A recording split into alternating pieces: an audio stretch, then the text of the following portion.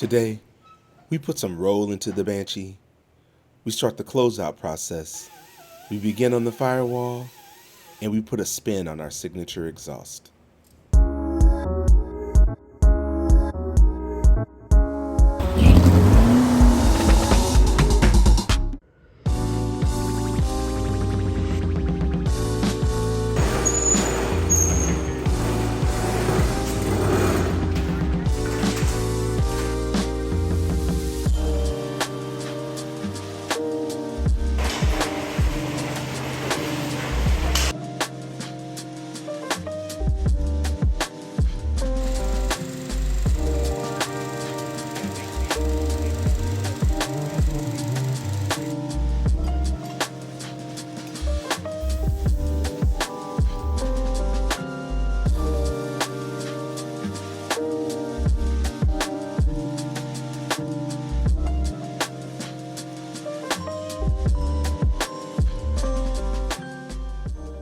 Bending still feels like a conversation, one where the other party doesn't always give you what you want.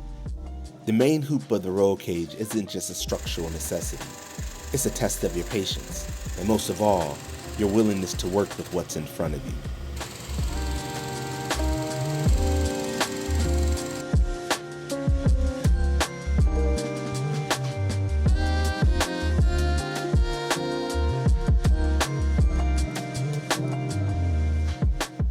The body isn't fully mounted yet, and every time that I thought that I had the roll cage hoop figured out, I'd realize the angles didn't quite match. So let's get some closeouts done and the rear part of the body mounted so we can move on.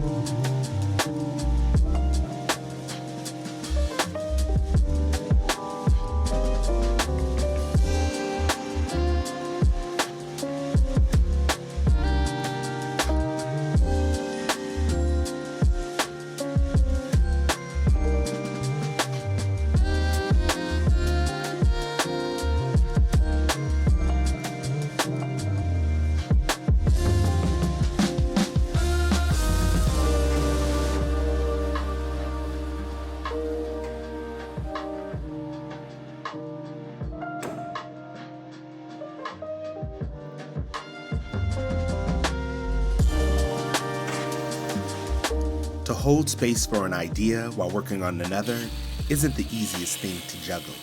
You find yourself trying to rush through the thing at hand so you don't lose the mental momentum that got you out of bed in the first place. But once you stop fighting it, something shifts. It's not a moment that I could explain, just a feeling. A realization that I'm not always in control of the process. Sometimes I'm moving with it instead. In Zen, they call it a satori. Those sudden flashes of understanding, moments when your mind stops overcomplicating things and you just see things for what they really are.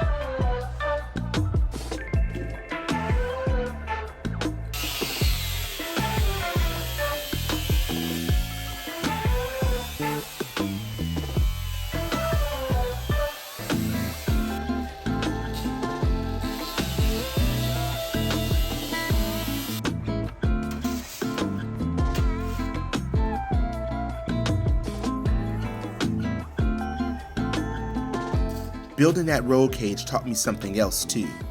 There was a point when sealing off the interior of the car from the outside world became more than just a design.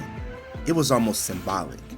The closeouts I added to protect the car's interior are barriers, shields, separating what's inside from whatever noise and chaos comes from the outside. That's just like inner peace.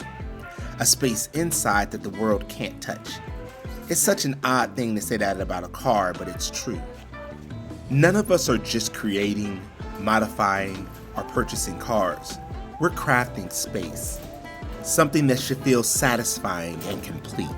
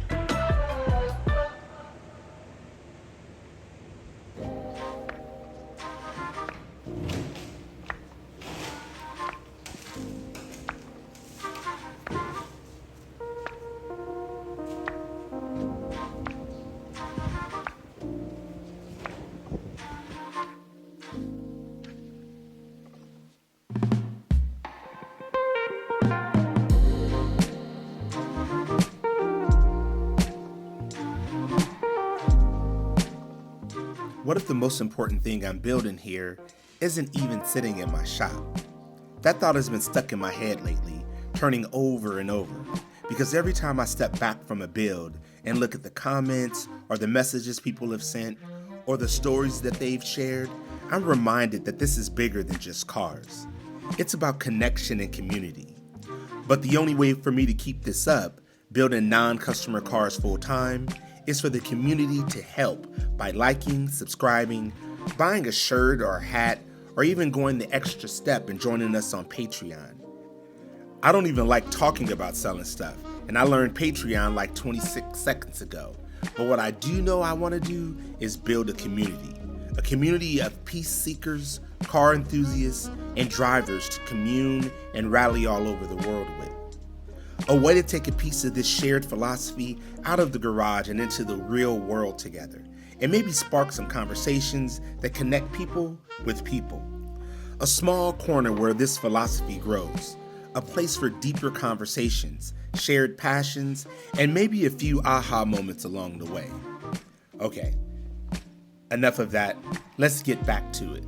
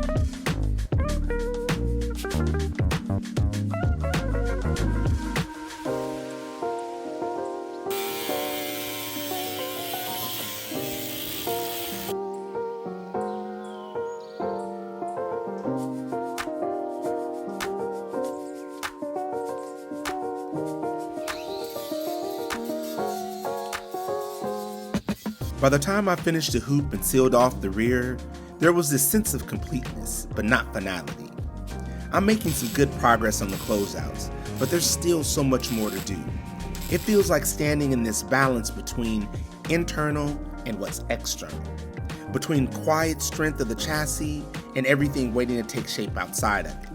Putting it all together is where the real conversation is going to begin.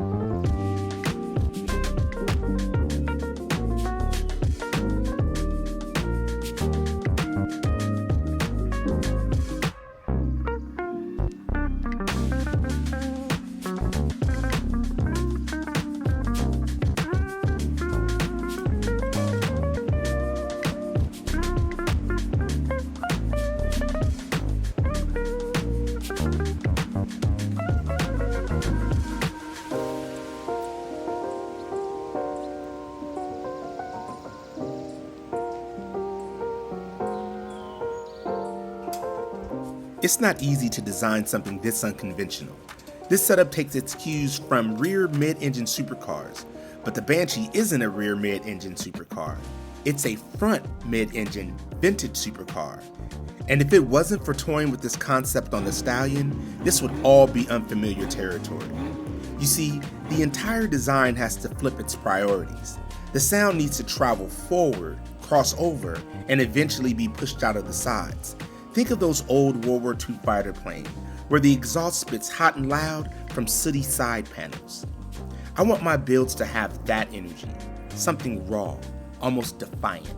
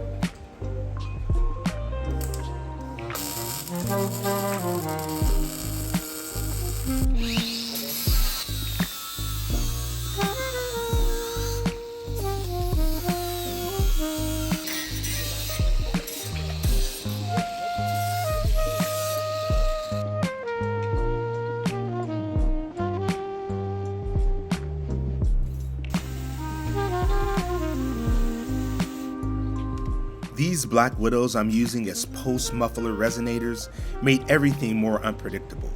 I know what you're thinking, what the hell is a post-muffler resonator? But trust me, I've tried a similar orientation before and loved the post-bass baritone sound that it produced. The placement of these things isn't just critical, it completely changes the look and character of the whole system depending on where they go. I spent hours testing positions, trying to catch that sweet spot where they look like they would be just right. Equal and opposite forces merging into harmony. Something fluid like water running downhill. Natural and inevitable.